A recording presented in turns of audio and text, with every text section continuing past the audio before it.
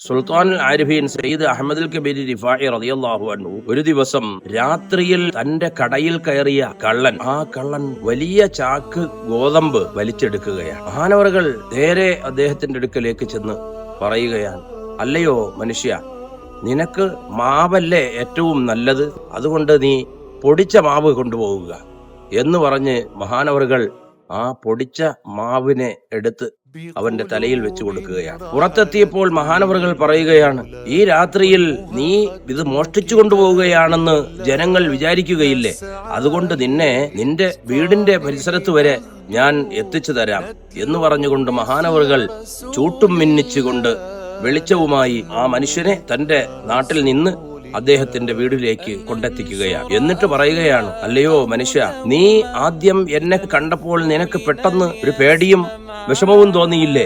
ആ വിഷമം ബുദ്ധിമുട്ടും നീ മനസ്സിൽ വെക്കരുത്, എന്നോട് പൊരുത്തപ്പെട്ടു തരണം കേട്ടോ. നിന്നെ ഞാൻ പേടിപ്പിച്ചിട്ടില്ല കേട്ടോ. പേടിച്ചു എന്നുള്ള കാരണത്താൽ നാളെ അള്ളാഹുവിന്റെ മുന്നിൽ എനിക്ക് ശിക്ഷ ഏറ്റുവാങ്ങേണ്ടി വരും, എന്നോട് ചോദ്യം ചെയ്യപ്പെടും.